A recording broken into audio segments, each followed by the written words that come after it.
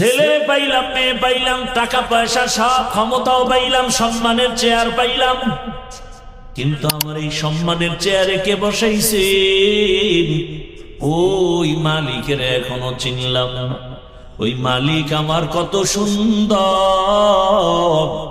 বান্দা ভাবতে ভাবতে ভাবতে ভাবতে এমন একটা হালাত তৈরি হয়, তেরা আয়না आलमे रंग बू है, तेरा आईना आलमे रंग बू है, जिधर दिखता हो उधर तू ही तू है।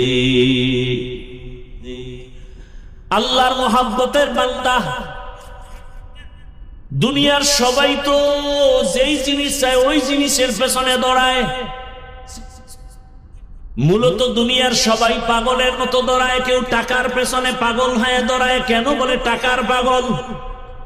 কেউ ক্ষমতার পেছনে দৌড়ায়, এত দৌড়ায় খানার মধ্যেও মন নাই। ক্ষমতা কারণে ক্ষমতার পাগল। আর দুনিয়াতে একদল মানুষ ক্ষমতার পেছনে দৌড়ায় না, টাকার পেছনে দৌড়ায় না, নারীর পেছনে গাড়ির পেছনে দৌড়ায় না। এই বান্দা মনে মনে জানি কারে খুঁজে আর দৌড়ায়। ও কেউরে খুঁজে না, ও খুঁজে আমার মালিক। আমার মালিকের তো এখনো পাইলাম না। এত সুন্দর চেহারা যিনি আমারে বানাইছে, আবার আপনার বানানো চেহারাটা এত সুন্দর, বানানেওয়ালা তিনি না জানি আরো কত সুন্দর। আরে আমার একটা কণ্ঠ দান করেছেন এত সুন্দর, যিনি কণ্ঠ দান করেছেন তিনি না জানি আরো কত সুন্দর। বান্দা এগুলো ভাবে আর মনে মনে তালাশ করে। ওই আসল সুন্দর মালিকের যদি পাইতাম। আসমান এত সুন্দর, বানানেওয়ালা মালিক জানি আরো কত সুন্দর। জমিনটা এত সুন্দর, বানানেওয়ালা মালিক জানি আরো কত সুন্দর। ওরে আল্লাহর আশিক যারা, মালিকের পাগল যারা, ওরা খানা খায় ঠিক কিন্তু মনটা মালিকের দিকেই ব্যাকুল হয়ে থাকে। ওরা ঘুমায় ঠিক কিন্তু ঘুমের মাঝেও মালিকের ব্যাকুল পারা হয়ে থাকে। ওরা খানা খায় কিন্তু মনের ভিতরে আগুন জ্বলে আমার মালিক,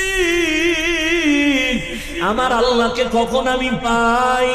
দুনিয়ার সব পেয়েছি কিন্তু এখন আমি আমার মালিকরে এখনো পেলাম না। ওরে টাকাও থাকবে না আজ আমি যেই টাকার পেছনে দৌড়াই, গাড়ির পেছনে দৌড়াই, বাড়ির পেছনে দৌড়াই, এগুলো একদিন শেষ হয়ে যাবে। কত বাড়িওয়ালা বাড়ি রেখে জঙ্গলে দৌড়ায়, কত টাকাওয়ালা টাকা রেখে এখন ফকির হয়ে গেল। কতজনে মা বাবা আপনজন, অনেকে মা বাবা হারায় ফেললো। যে কেউ সন্তানের পাগল, হঠাৎ সন্তান ওই ভূমিকম্পে মরে গেল, কিন্তু ওগুলোর পিছনে দৌড়ায় কি লাভ? এখনো খালি, এক সময় হয়ে যাবে খালি। কিন্তু আসো মালিকের যদি আপন বানাইতে পারো, আমার আল্লাহ বলবেন বান্দা এক সময় তোর আপন ছিলাম এখনো আপন। আয় বান্দা তুই কবরে যখন আসবি, আমি মাওলা তোর কবরকে জান্নাত বানায় দিব। তুই যদি এখন এই দুনিয়ার রং তামাশায় পড়িয়া আমি আল্লাহকে ভুলিয়া না যাও, কঠিন কবরে জাহান্নামের আগুন, ওই কঠিন সময়ও আমি আল্লাহ তোমাকে ভুলব না। কিয়ামতের ময়দানে মানুষগুলো সব উলঙ্গ দাঁড়াবে, এমন হালাত হবে, নারীরাও উলঙ্গ, পুরুষেরাও উলঙ্গ, এমন কঠিন হালাত। সূর্যটা নিচে এসে এমন তাপ দেওয়া শুরু করবে, মাটির জমিনটা তামা হয়ে যাবে। জাহান্নামের চিৎকারের আওয়াজ, এমন কঠিন আওয়াজ, হাসরের ময়দানটা থরথর করে কেঁপে উঠবে। এমন অবস্থা হবে আমার আল্লাহ রাগান্বিত আওয়াজ দিবেন আর বলবেন লিমানিল মুলকুল ইয়াউম লিল্লাহিল ওয়াহিদিল কাহ্হার। এমন এক অবস্থা হবে হাসরের মাঠের, রহমতের নবী কান্না করেন ওই হাসরের মাঠে। এই পরিস্থিতিতে নবীদের কোনো গুনাহ নাই, তারাও কান্নায় বিভোর হয়ে যাবেন। আদম নবী কাঁদবেন, ও আল্লাহ আবার উপায় কি হবে? আর মূসা নবী কাঁদবেন, আবার উপায় কি? ঈসা নবী কাঁদবেন, আমার উপায় কি?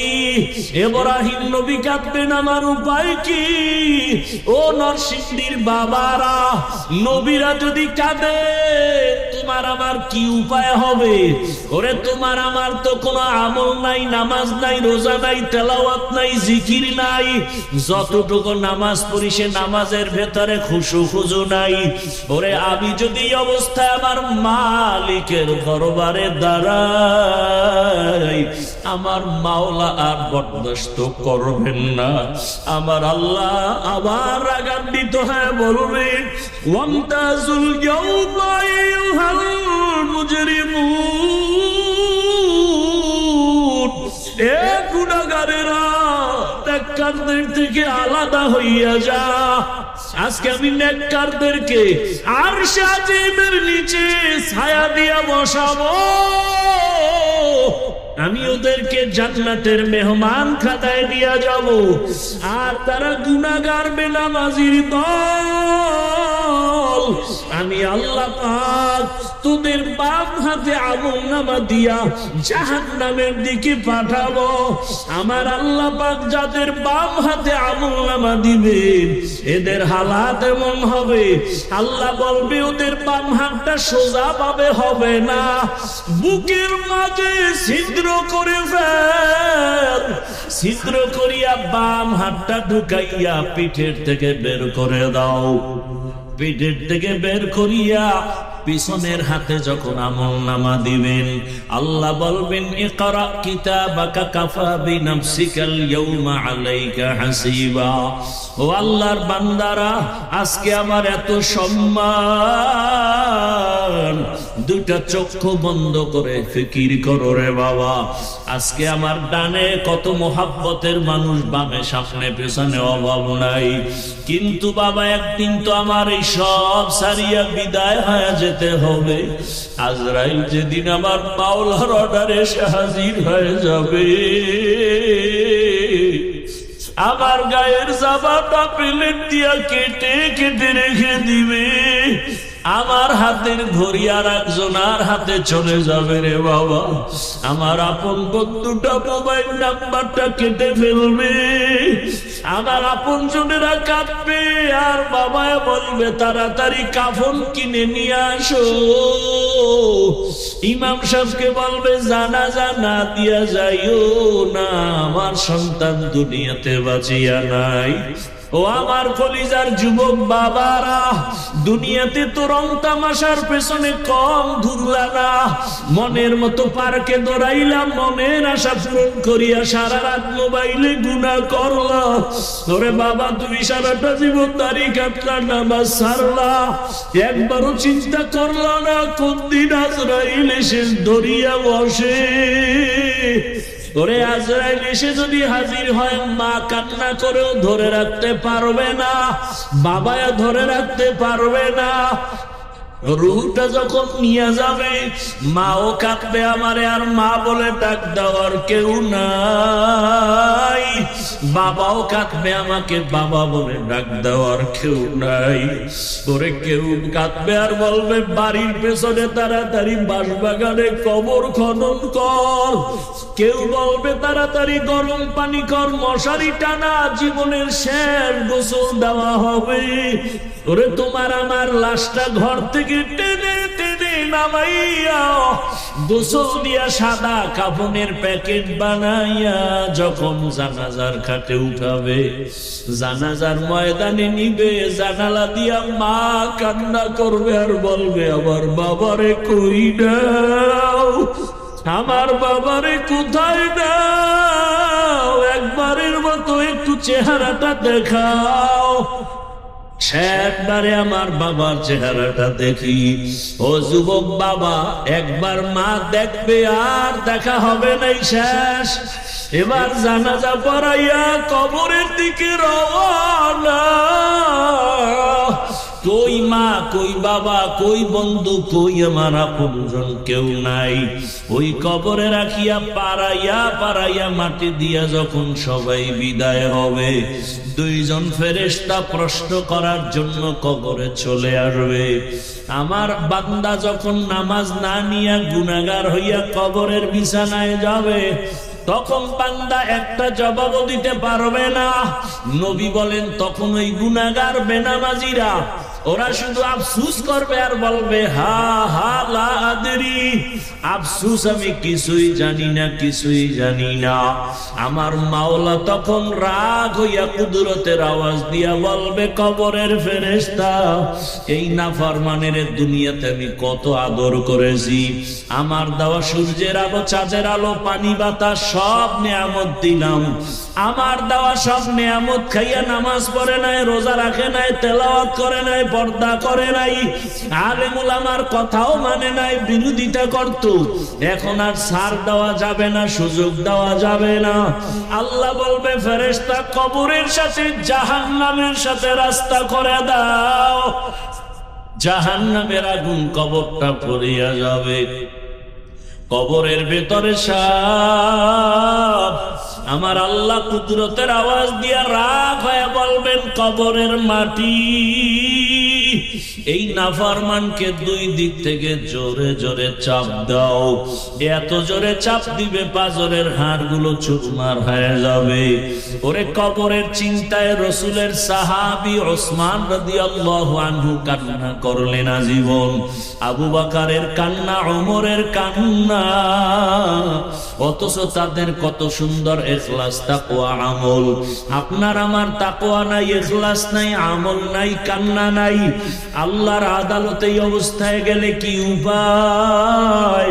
ও আমার যুবক বাবারা, বৃদ্ধ বাবাজিরা, পর্দার আড়ালের মা বোনেরা, এখনো সময় আছে। আমার মালিকের ডাক দাও, মন থেকে আমার মালিকের ডাকো আর বলো, হে মালিক, জীবনে তো কম দাড়ি কাটলাম না, নামাজ কম সারলাম না, বেপরদায় আড্ডা কম দিলাম না, সারা রাত মোবাইলে গুনাহ কম করলাম না।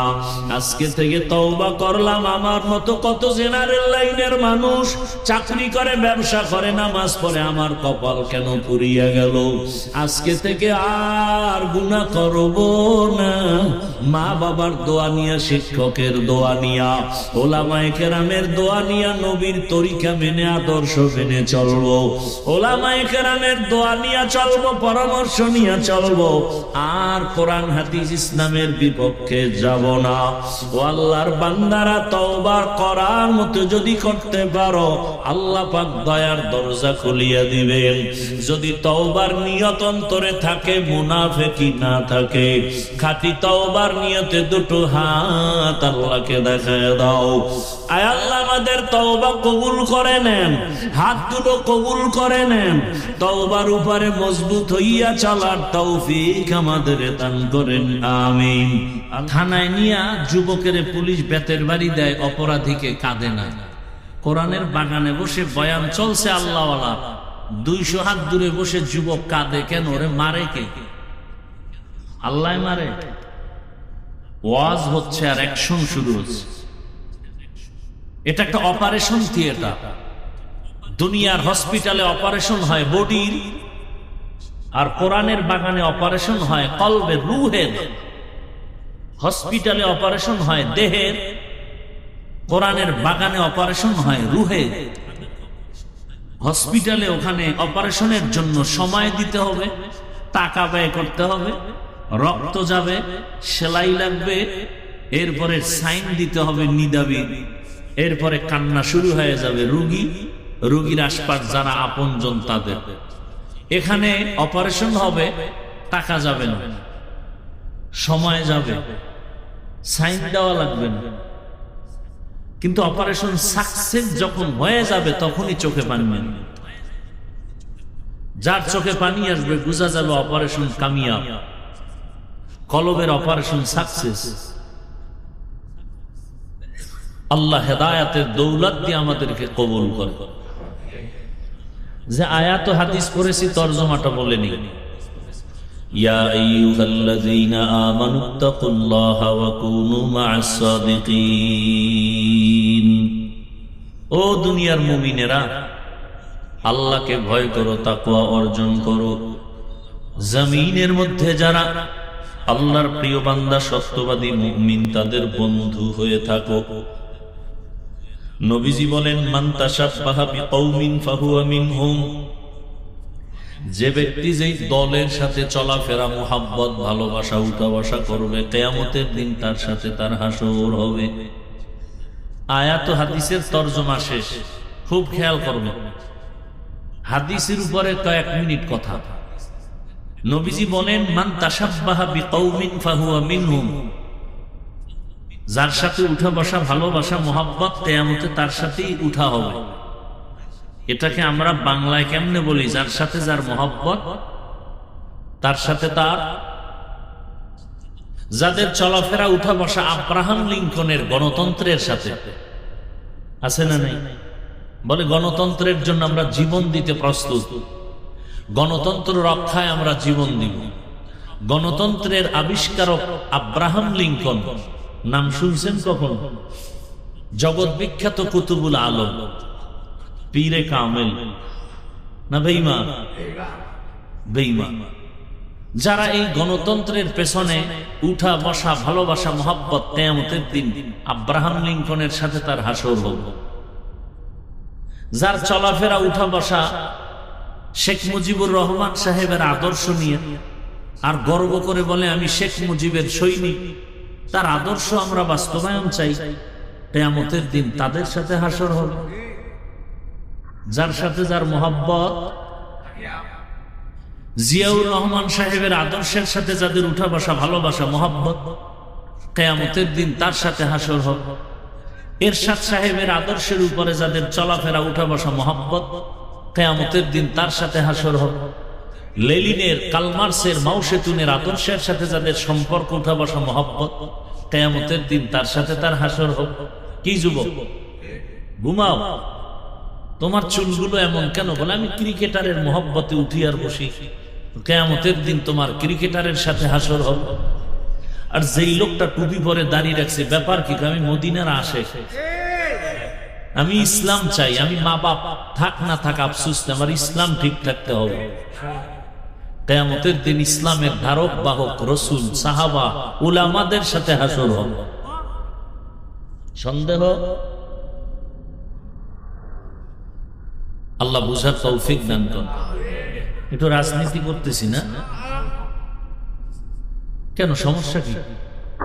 আল্লাহর কোরআনে থাকলে করি, না থাকলে করব না। আমি কোন ব্যক্তির রাজনীতি করব না, আল্লাহর কোরআনে থাকলে করি। কি? হ্যাঁ, এখানে একটু প্রশ্ন অনেকের আছে যে পরিবারের যত নীতি, সমাধানমূলক, অর্থনীতি, পৌরনীতি, সব বিষয় সমাধান আল্লাহ কোরআনে দিছেন না দেন? তবে আল্লাহ বেশি ব্যস্ত ছিলেন তো, সেই কারণে রাষ্ট্রের নীতি দিতে ভুলে গেছিলেন। হ্যাঁ, তো অনেকে বলেন যে রাজনীতির সাথে ধর্মকে টানবেন না, বলে না? বলে রাজনীতির সাথে ধর্মকে মিলাবেন না, টানবেন না। আরে ভাই, আমাদের ধর্ম ইসলাম আর রাজনীতি আলাদা ছিল কখন? হ্যাঁ, বরং আমাদের ইসলাম যা, রাষ্ট্রনীতি তা। ইসলাম ছাড়া আমাদের কোনো নীতি নেই। সমাজনীতি, পরিবার নীতি, সব নীতি, সব ইসলামের নীতি। কথা বলেন না কেন? একেবারে একটার সাথে আর একটা লাগানো। বলে কেমন? বলে সূর্যের সাথে আলোটা যেমন লাগানো, ফুলের সাথে ঘ্রাণটা যেমন লাগানো, আমাদের পরিবার নীতির সাথে ইসলাম লাগানো, অর্থনীতির সাথে ইসলাম লাগানো। অর্থনীতি মানে ইসলাম। কি বলে? রাজনীতির সাথে ইসলাম লাগানো। যদি মনে করেন না ফুল থেকে ঘ্রাণ আলাদা হলে ওই ফুল যেমন ফুল থাকে না, ঠিক আমাদের রাষ্ট্রনীতি রাজনীতির থেকে ইসলামকে আলাদা করলে তার রাজনীতি থাকে না, দুর্নীতি হয়ে যায়। মানুষের জীবনের কল্যাণের একমাত্র নীতি ইসলামের নীতি। কমপ্লিট নাকি দুর্বল? আমি দুর্বল ইসলাম মানি না, দুর্বল কোরআন মানি না। আপনারা মানলে মানতে পারে। আমি এমন কোরআন মানি, এমন ইসলাম মানি যেটা পারফেক্ট এবং পাওয়ারফুল, যেটা আসা মাত্র পরিবারে শান্তি, ব্যক্তিতে শান্তি, সমাজে শান্তি, ব্যবসায় শান্তি, অর্থনীতিতে শান্তি। এক কথায় শান্তির একমাত্র ঠিকানার নাম ইসলাম। মানেন আর না মানেন, তবে লিখে রাখেন, যতদিন পর্যন্ত জমিনে ইসলাম কায়েম হবে না, ততদিন পর্যন্ত জমিনে চাপ আওয়াজের আওয়াজ হবে, শান্তি কপালে আসবে না। সম্ভব না, কোনোভাবেই সম্ভব না।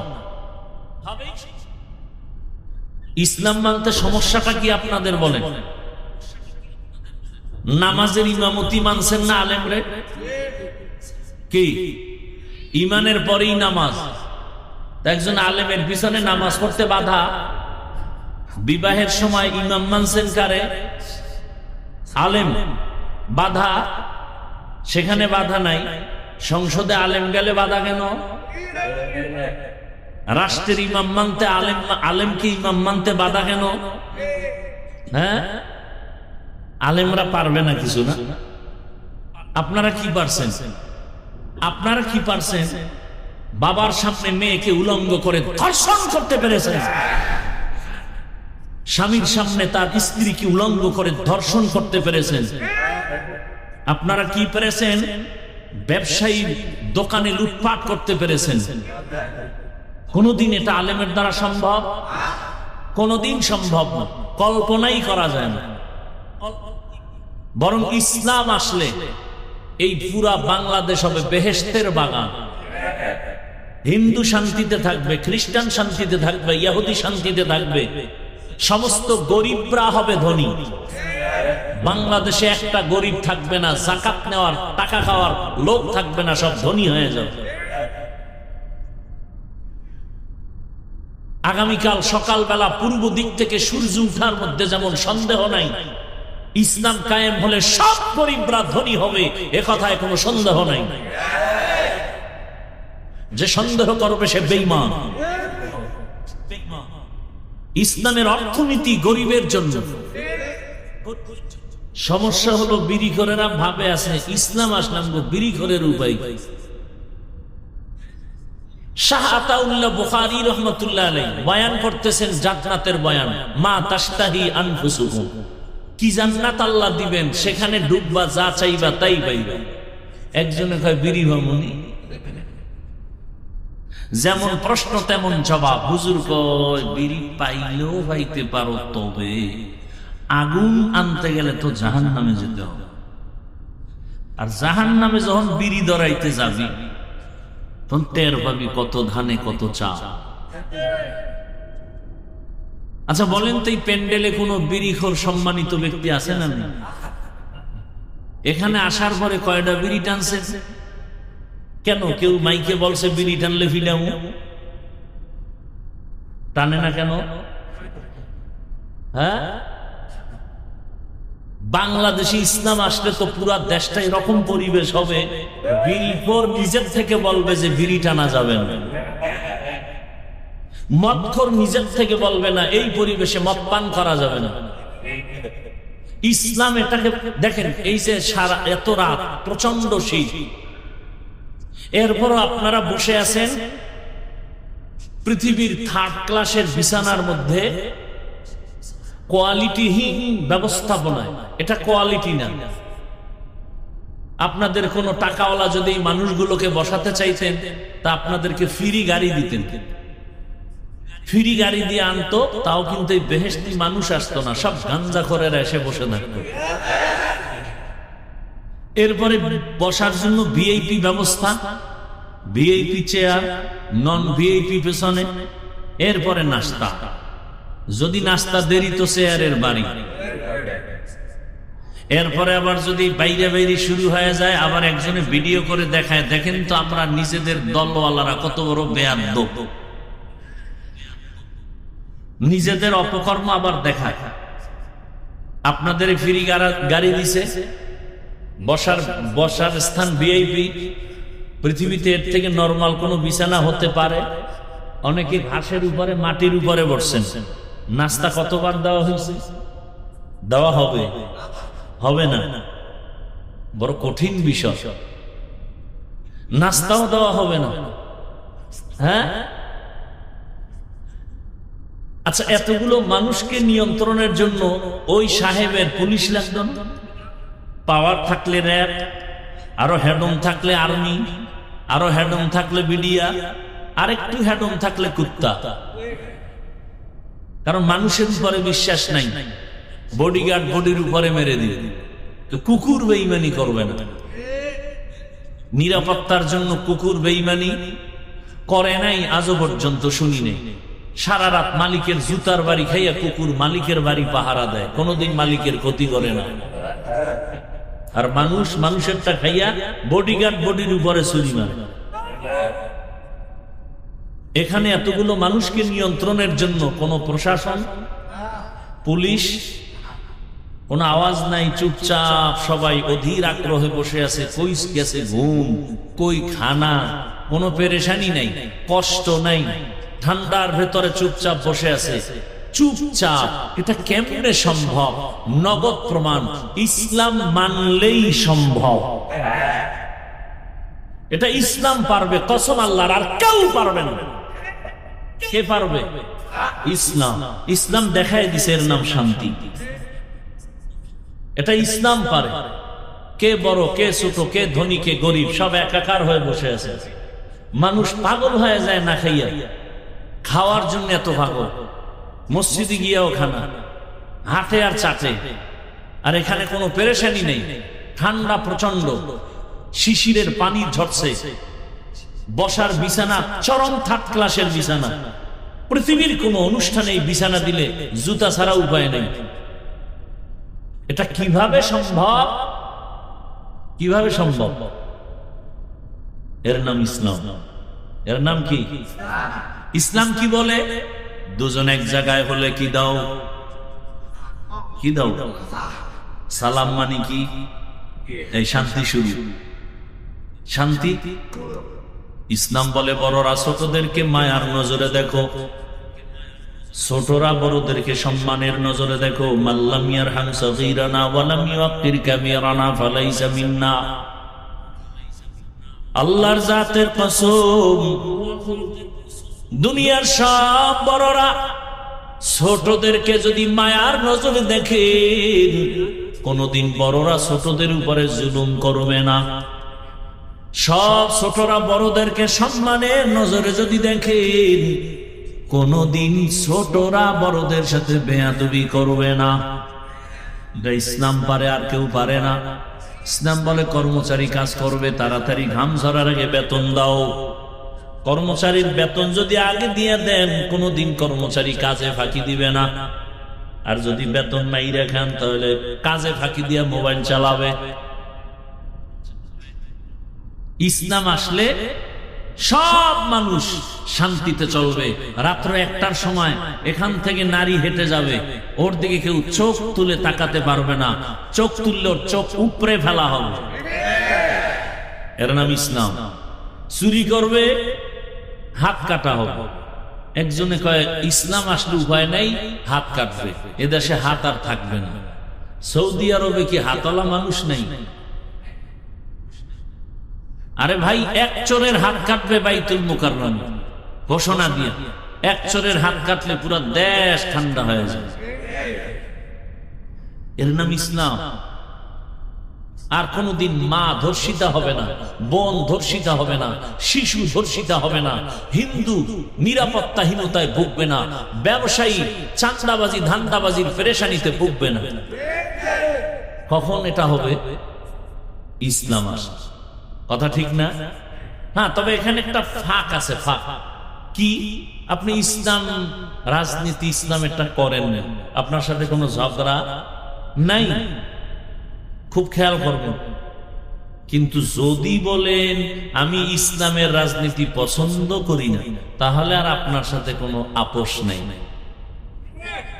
এখানে বহু লোক আছে নামাজ ঠিক মতো পড়ে না, কিন্তু সে মুমিন। যদি বলে নামাজ পছন্দ করি না, সাথে সাথে বেঈমান। দাড়ি রাখেন না, আপনি মুমিন, কিন্তু যদি বলেন দাড়ি পছন্দ করি না, বেঈমান। পর্দা করেন না, আপনি মুমিন, আপনাকে বুঝাবো। যদি বলেন পর্দার বিধান পছন্দ করি না, বেঈমান। কথা ঠিক না? ইসলামী রাজনীতি আপনি যদি না করেন, কোনো ঝগড়া নাই। যদি বলেন পছন্দ করি না, আপনার সাথে কোনো আপোষ নাই। সুলাইমান পয়গম্বর গোটা দুনিয়া পরিচালনা করেন নাই, ঘটনা কোরআনে নাই। ইউসুফ নবী মিশরের অর্থমন্ত্রী হয়ে পরিচালনা করেন নাই, ঘটনা কোরআনে নাই। তো কেন বলেন নাই? বলেন কেন? এটা ওয়াজের প্যান্ডেল না রাজনীতির প্যান্ডেল? এখানে দাঁড়ায় যদি রাজনীতির ভোট চাইতে পারে, আমরা কোরআন দিয়া রাষ্ট্রনীতির বয়ান করলে বাধা কেন? শিয়ালের হাতে মুরগি আমানত, শিয়ালের হাতে মুরগি আমানত। আগামী শুক্রবার যদি কোনো খতিব সাহেব নরসিংদী এলাকায় আমার এই কথাগুলো রিপিট করে, আর যদি মনে করে যে হাফিজ সাহেবের মতো একটু পিক আপ নেই, কি হবে বলেন তো? কমিটি বলবে 1 মাসের জন্য অব্যাহতি দিলাম, ছুটি। বলে কারণ, বলে শিয়ালের হাতে মুরগি। শিয়ালের হাতে মুরগি দিলে 2 দিন পরে আমানত পাবেন, 1 দিন পরে। শিয়ালের হাতে মুরগি দিলে যা হয়, ধর্মের চাবি, মাদ্রাসার চাবি, মসজিদের চাবি সুদখোর, ঘুষখোর আর খুনি ধর্ষকের হাতে দিলে তো তাই হবে। আল্লাহ হেদায়েত দান করুন। আমি কিন্তু কোন দলের পক্ষে বিপক্ষে বলি না, কারণ আমি কোন দলের দায়িত্বে নাই। আমি যা বয়ান করতেছি, টোটাল বয়ান আমার একটা মাঝখানে জিনিস আমি রাখতেছি, আমার কলিজার মূল ইসলাম। আমার জীবনের মূল কি? আমি ইসলামকে ঠিক রেখে কথা বলতেছি। ভুল বুঝবেন না, উল্টা পাল্টা মন্তব্য করবেন না।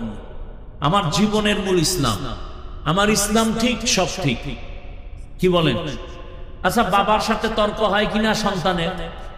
হয়। তার মানে হলো বাবারে কেউ অপমান করলে আমি সেই রাগে কিছু বলবো না। যুবক, একটা ওয়াদা করাতে চাই, খুব খেয়াল কর। তুমি বাবার সাথে তর্ক করেছো, হঠাৎ করে তোমার সামনে তোমার বাবাকে যদি অপমানজনক কথা বলে, তুমি চুপ করে দোয়া ইউজ করবা না প্রতিবাদ করবা? কলারটা ধরে বলবা, এই বেয়াদব, বাবার সাথে তর্ক করি ঠিক, কিন্তু বাবার অপমান করবি, মেনে নিব। কথা ঠিক? ঠিক ইসলামের বেলা একটা ওয়াদা করেন। নামাজ পড়তে পারেন না, রোজা রাখতে পারেন না, দাড়ি রাখতে পারেন না, কিন্তু এই ওয়াদাটা করবেন। অন্তত আপনি কি আল্লাহকে ভালোবাসেন না? ইসলামকে ভালোবাসেন না? তো এতটুকু ওয়াদা করবেন যে আমি নামাজ না পড়লেও, রোজা রাখতে না পারলেও, দাড়ি রাখতে না পারলেও, অন্তত ইসলামকে, কোরআন হাদিস, আল্লাহকে, রসুলকে, কোরআন হাদিস যাদের থেকে শিখছি সে আলেমকে অপমান হতে দিব না। কেউ যদি আপনাদের সামনে কোনো আলেমের অপমান করতে চায়, ইসলামের উপরে আক্রমণাত্মক কথা বলে, জাগাত কলারটা ধরে বলবেন, ওই রাধুনির বাচ্চা। কিসের বাচ্চা? শুনতে শুনে গালি, আসলে কোনো গালি নেই। তোমার মাও রাধুনি, আমার মাও রাধুনি। কথা বলো, সবার মা রাধুনি না? রাধুনির বাচ্চা, এটা গালি। শুনতে মনে হয় গালি। কলারটা ধরে বলবা, ওই রাধুনির বাচ্চা।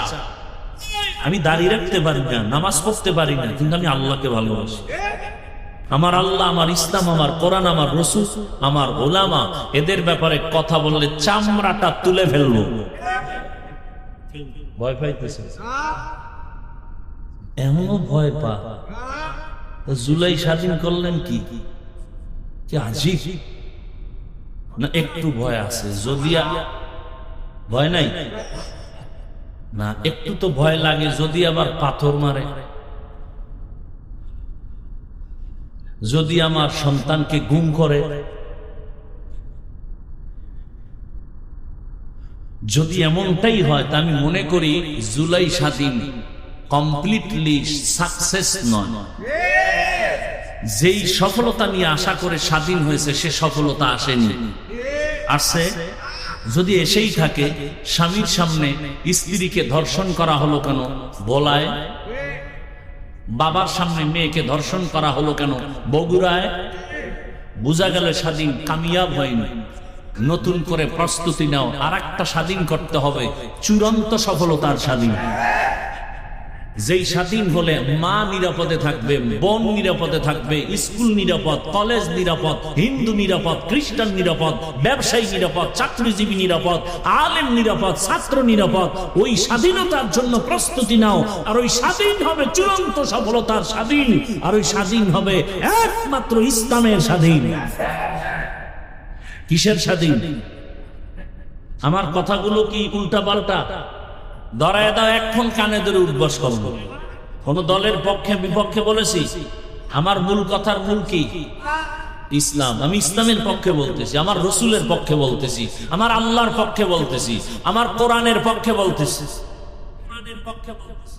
আচ্ছা, 20 বছর মাদ্রাসায় পড়ছি। কয় বছর? আরো বেশি পড়া যায়। পড়ছি কত? 20 বছর। এখন তো আরো স্বর্ণেও পড়া যায়। 20 বছর কেমনে বিছনায় প্রস্রাব করি, সেই থেকে বাড়ি মা বাপ সাইরা মাদ্রাসায় আছে, কষ্ট করে করে লেখাপড়া করছে। কি কষ্ট, এটা বিবরণ দিতে গেলে চোখে পানি চলে আসে। এখন তো একটা জামা পরছি, কালকে আর এটা পরবো না। এক গেঞ্জি আজকে পরছি, কালকে গেঞ্জি আর গায়ে আসবে না। টুপি প্রতিদিন একটা, রুমাল প্রতিদিন একটা, লঙ্গি প্রতিদিন একটা। আর সেই সময় এক জামা 150 টাকায় কিনা 2.5 বছর পরছে। এক লঙ্গি ছিঁড়ে গেছে, সেলাই করে করছে। ভাত খাইছি বোর্ডিং এ, 2 বার ভাত দিত, আদা বাটি, সকাল 10টায় আর আসরের পরে। তরকারি কি? পাতলা ডাইল। আর তরকারি সাথে কি? আমার মা বাড়িতে গেছি 4 মাস আগে, তখন প্লাস্টিকের ডিব্বায় পোড়ামরিচ গুঁড়া করে দিছে। আর আব্বাজান আধা কেজি আলু কিনার টাকা দিছে। সে আধা কেজি আলু কিনা ভাতের মধ্যে সিদ্ধ দিতাম, কেটে কেটে নাম লেখে কলম দিয়া। যখন ভাত ডালতো পাকার পরে ওই নাম দেখে দেখে আলু নিয়ে আসতাম ভর্তা বানানোর জন্য। আধা কেজি আলু, চিন্তা করছি 2 মাস পরে বাবা আসতে পারে, তাহলে 2 মাস খাইতে পোড়ামরিচ দিয়ে। আর আধা বাটি ভাত, এটারে ভাগ করে 4 বার খাইছি। আর এই কষ্টের জীবনটায় কি করছি? 24টা ঘন্টা কোরআন হাদিস, কোরআন হাদিস, কোরআন হাদিস, কোরআন হাদিস পড়ছি 20 বছর। আর কিছু না। কতটা অক্ষর, কতটা নক্তা আছে, জের আছে, জবর আছে, কোরআনের লফজ কয়টা, কতটা বাক্য আছে, কতটা সূরা আছে, নামাজের আয়াত কয়টা, রোজার আয়াত কয়টা, জিকিরের আয়াত কয়টা, পর্দার আয়াত কয়টা, যাকাতের আয়াত কয়টা, রাষ্ট্রনীতির আয়াত কয়টা, পরিবার নীতির আয়াত কয়টা, অর্থনীতির আয়াত কয়টা, আয়াতের ব্যাখ্যা কি, তাফসীর কি, ফতোয়া কি, মাসআলা কি, পড়তে পড়তে পড়তে পড়তে পড়তে পড়তে জীবন শেষের দিকে ময়দানে ওই কথাই বলতেছি। এত গবেষণা করে কোরআনের আয়াত সংখ্যা সব কিছু পড়ে এই ময়দানে নামছি। এখন কোন সুস্থর বেয়াদব যদি বলে বয়ানটা এমন করেন, কি পরিমাণ জুতা দিয়ে ওকে বাড়ি দেওয়া দরকার।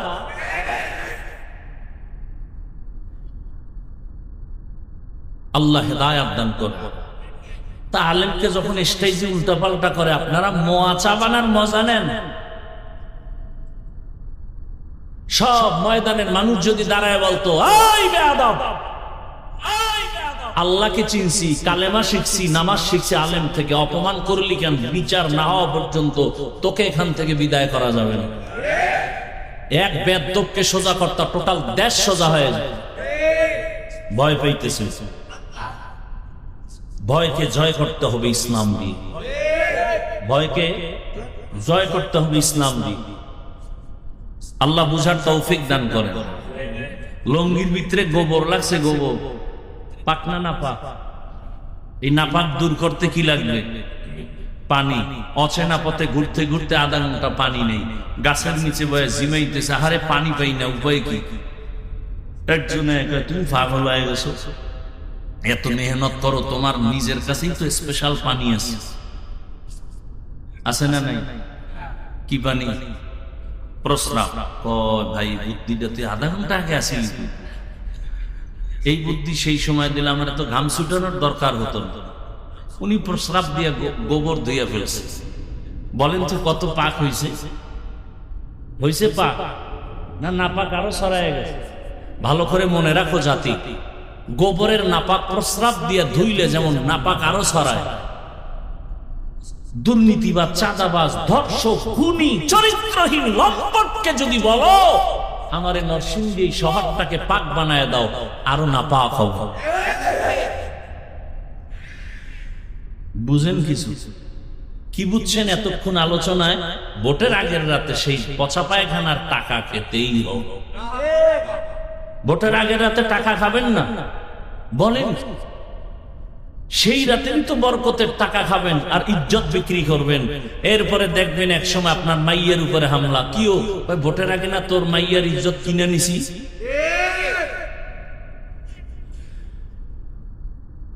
রাগ করতেছেন? এই 5 কেজি মুরগির দাম কত রে নরসিংদী? 500। একটা খাসির দাম কত? মোটামুটি ভালো খাসি একটা গরুর দাম কত? কথা বলেন। আর একটা গরু 1 লাখ, উটের দাম আরো বেশি। আচ্ছা, আপনার তো আশরাফুল মখলুক, হ্যাঁ? আপনার দাম কি গরুর মতো, ছাগলের মতো, মুরগির মতো? আপনি 500 টাকায় বিক্রি হলেন কেন ভোটের আগের রাতে? ওই নিমক হারাম জাতি, টাকায় তো গরু বিক্রি হয়, পশু বিক্রি হয়, আশরাফুল মখলুক তো বিক্রি হতে পারে না। এরপরও যারা বেলাজা বেহায়া, না আমার বিক্রি হতেই হবে, অন্তত আশরাফুল মখলুক হিসাবে গরু আর ছাগলের দামে বিক্রি হয় না। যদি হতেই চাও তাহলে বলো আমারে কিনতে হলে 1 কোটি লাগবে। বিক্রি হতে হলে আমি আশরাফুল মখলুক হিসাবেই বিক্রি হই। কয় কোটি লাগবে? ছাগলের দামে বিক্রি হও, পশু নিষ্ঠ কখনো বিক্রি হতে পারে না। টাকায় বিক্রি হয় পশু। এত নির্লজ্জ কেন? এত নির্লজ্জ কেন? আল্লাহ হেদায়েত দান করুন। খুব রাগ আছে অন্তরে, খুব রাগ। আল্লাহ সবাইকে মাফ করে দিন।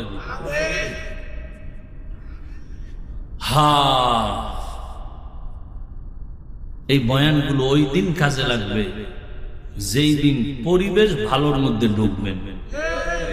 বাসে লেখা আছে ধূমপান নিষেধ, আছে না? কেউ করে না? ড্রাইভার ও বিড়ি টানে, হেলপার ও কন্ট্রাক্টরে টাকা না থাকলে ধার করে টানে, আমি বাধা দিলে ধোঁয়াটা আমারে মারে। আর আমার বাবার টাকায় পায়খানা খাই, তোমার? মসজিদে লেখা আছে ধূমপান নিষেধ, আছে? কেউ করে? এর নাম পরিবেশ। বাসে লেখার পরেও করে, ওখানের পরিবেশ কিনা?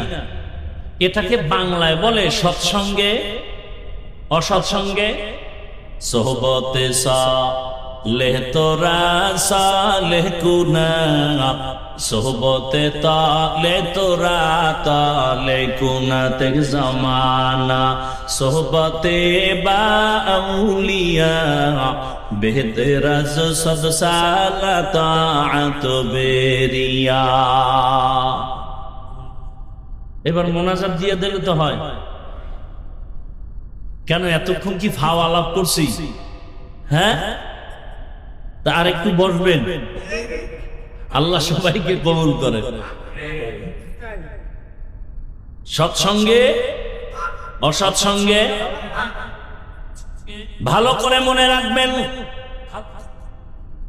আল্লাহ তাআলা বলেন, ও মুমিন আমাকে ভয় কর। বারবার আল্লাহ বলেন আমাকে ভয় করো, ভয় করো, ভয় করো। কোরআনের শুরুতেও বলেন হুদাল্লিল মুত্তাকিন, কোরআনের শেষেও বলেন ওয়াত্তাকু ইয়াওমান তুরজাউনা ফীহি ইলাল্লাহ। এমনকি আপনার আমার রাসূল যার কোনো গুনাহ নাই, কেমন রহমতের নবী আমার, যেই নবীর কোনো গুনাহ নাই, এরে আল্লাহর গোলাম, মুসা নবী আল্লাহর বন্ধু, ঈসা নবী আল্লাহর বন্ধু, ইব্রাহিম আল্লাহর বন্ধু, সব নবী রাসূল আমার আল্লাহ তাআলার বন্ধু। আপনার আমার নবীও আল্লাহর বন্ধু। ব্যবধানটা কোথায়?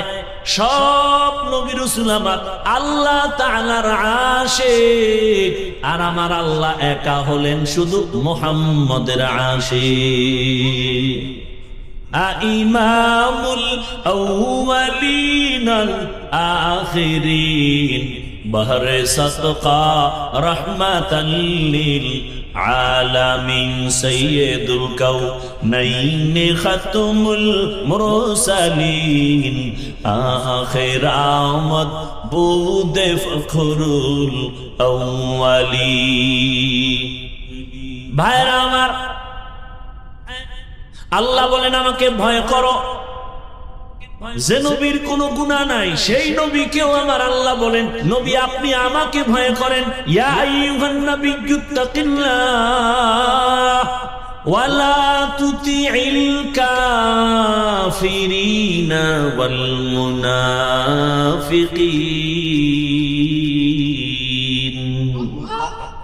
হে নবী আপনি আমাকে ভয় করেন, কাফের মুনাফিকের অনুগত্য করবেন না, অনুসরণ করবেন না, কারণ কাফের মুনাফিক মুসলমানের চূড়ান্ত বন্ধু না দুশমন। ভাইরা আমার, তাহলে এত ভয় কাঁপতে কেন আল্লাহ বলেন? এই ভয়ের নাম তাকওয়া, এই ভয়ের নাম খাশিয়া, এই ভয়ের নাম খাউফ। ওয়া আম্মা মান খাফা মাকাম রাব্বিহি ওয়া নাহান নাফসা আনিল হাওয়া ফাইন্নাল জান্নাতা হিয়াল মাওয়া। হর কে দারত খাউফ হকদার দিল মাদাম জান্নাতুল মাওয়া দেহত রাম কাম জুজবা হকচি জে মখাজ ইনসুজা ফজলে উআ মস্তে তর জুমলা জাহা। খাউফুন মানিও ভয়, খাশিয়াতুন মানিও ভয়। ইন্নামা ইয়াখশাল্লাহ মিন ইবাদিহিল উলামা। দুনিয়াতে আল্লাহর বান্দাদের মধ্যে উলামা, তারা আল্লাহকে তুলনামূলক বেশি ভয় করবেন। ভয় করার মানে কি? যদি আমি প্রশ্ন করি মাঠে, এই মাঠে আপনারা কারা কারা আল্লাহকে ভয় করেন? যদি প্রশ্ন করি সবাই হাত উঠায় বলবে আমরা ভয় করি। যদি বেশি চালাক হয় দোনো পা আলগি দিয়ে বলবে আমরা চার হাত পা আল্লাহকে ভয় করি। চালাক বলবে হুজুরদের থেকে ভয় করি। অত সেখানে এমনও ভয় করনেওয়ালা বান্দা আছে নামাজ নাই, নামাজ পড়ে না, তারপরে মানে আল্লাহকে ভয় করি। আর আমি নামাজ পড়িয়া বলি আল্লাহকে ভয় করি। আপনি রোজা না রেখে বলেন আল্লাহকে ভয় করি, আমি রোজা রেখে বলি আল্লাহকে ভয় করি। আপনি হারাম খান আর বলেন আল্লাহকে ভয় করি, আমি হালাল খেয়ে বলি আল্লাহকে ভয় করি। দুই ভয় কি সমান?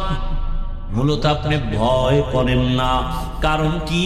ভয়টা কি জিনিস আসলে বুঝেনই নাই। একটা সন্তান মা বাবাকে ভয় করে, প্রমাণ কি? বলে মা বাবার সামনে অন্যায় করে না। প্রমাণ কেন করে না? বলে শাস্তির ভয়, মাইরের ভয়। একটা ছাত্র শিক্ষকের ভয় করে, প্রমাণ কি? বলে শিক্ষকের সামনে অন্যায় করে না। কারণ কি? বলে শিক্ষকের শাস্তির ভয় করে না। ঠিক এই দুনিয়ায় কোন মানুষ যদি আমার আল্লাহকে আসলেই ভয় করে, গলায় ছুরি লাগাবে, দাড়ির মধ্যে অস্ত্র লাগাবে না। তো কুজাও সুন্নতে আহমদ কুজাবা মোহাম্মদ কাইবুয়াদ নিসবত তোরা মান আহাব্বা সুন্নতি কওলে রাসূল মজদায়ে কানামাই হাম কুন কবুল। এই তাকওয়ার এত দাম কেন, এত গুরুত্ব কেন? কারণ তাকওয়া হলেই তুই বিনা হিসাবে জান্নাতি, শুধু জান্নাতি না, দুনিয়ায় বাদশাহ, পরকালেও বাদশাহ। ইন্না আকরামাকুম ইনদাল্লাহি আতকাকুম। আমার কাছে সবথেকে দামি ওই ব্যক্তি যে তাকওয়া নিয়ে চলবে, আল্লাহর ভয়। তাকওয়াওয়ালাদেরকে আল্লাহ পাক রব্বুল আলামিন দুনিয়াতেও সম্মানিত করেন, আখিরাতেও সম্মানিত করবেন। আর এই তাকওয়া, এই আল্লাহর ভয়টা নিজে নিজে অর্জন করা যাবে না, ঘুমের মধ্যেও পাওয়া যাবে না। আল্লাহর এই ভয় বা তাকওয়া যদি অর্জন করতে চাও, قال النبي صلى الله عليه وآله وسلم লিকুল্লি শাইইন মা'দিনুন মা'দিনুত তাকওয়া কুলুবুল আরিফিন। ভালো ভালো জিনিস রাখার গোডাউন আছে, ফ্যাক্টরি আছে। তাকওয়ার গোডাউন হলো আল্লাহর ওলিদের কলব, আল্লাহওয়ালাদের দিল বা কলব হলো তাকওয়ার গোডাউন। তাদের সাথে নাইন লাগাও, সংযোগ লাগায় দাও, মেলার মতো মিলে যাও। এই পরিমাণ মিলো যে তাদের রঙে তুমি রঙিন হয়ে যাও। খালিতুহুম লিতাকুনু মিসলাহুম। এমন ভাবে তুমি আল্লাহওয়ালাদের সাথে মিলো যে তার রঙে তুমি রঙিন হয়ে যাও, এমন রঙিন হও। রাস্তা দিয়া আশরাফ আলী থানবী হাঁটেন, পাশে খলিফা আজিজুল হাসানও হাঁটেন। চিনা যায় না কে আশরাফ আলী কে আজিজুল হাসান, কারণ দুজনার টুপি এক, পোশাক এক। আল্লাহর মোহাব্বতের রাস্তায় দুজনে এমন ভাবে মিলো, মেলার মতো যদি মিলতে পারো, তোমার ভেতরে তাকওয়া চলে আসবে। নেক নজরটা যদি লেগে যায়, কারণ আল্লাহওয়ালাদের নজরের মধ্যেও পাওয়ার, আল্লাহওয়ালাদের চাহনির মধ্যে পাওয়ার। আল্লাহ তাআলার নবী বলেন, ক্বালান নবিয়্যু সাল্লাল্লাহু আলাইহি ওয়া আলিহি ওয়াসাল্লাম, ইত্তাকু ফিরাসাতাল মুমিন ফাইন্নাহু ইয়ানজুরু বিনূরিল্লাহ। আল্লাহর ওলি যারা আরিফিন, এদের কলবের পাওয়ার বড় কঠিন, এদের নজরে পাওয়ার লাগানো। তোমরা যা দেখো না তারা তা অনেক কিছু দেখেন। তুমি দেখো না কেন, তিনি দেখেন কেন? বলে নিজের চামড়ার চোখে দেখেন না, আল্লাহর দেওয়া নূরের আলো দিয়ে তারা দেখেন। আউলিয়ারা কারে উকবা ইখতিয়ার, জাহেলারা কারে দুনিয়া ইখতিয়ার। আল্লাহ রাতারাতি হওয়া যায় না। এরা তাকওয়ার উপরে মুজাহাদা করেন, মুরাকাবা করেন, এত পরিমাণ প্রচেষ্টা চালান। আল্লাহকে পাওয়ার জন্য রাত নাই, দিন নাই, ঘুম নাই। খানা খাইতে গেল আমার আল্লাহর মোহাব্বত, খায় খায় লোকমা দেয়, আবার নিঃশ্বাস ছাড়ে মনে হয় যেন বাড়ি পাইছি, গাড়ি পাইছি, স্ত্রী পাইলাম, সন্তান পাইলাম, টাকা পয়সা পাইলাম। কিন্তু যে আমারে বাড়ির মালিক বানাইছেন, টাকার মালিক বানাইছেন, তারে এখনো পাইলাম না।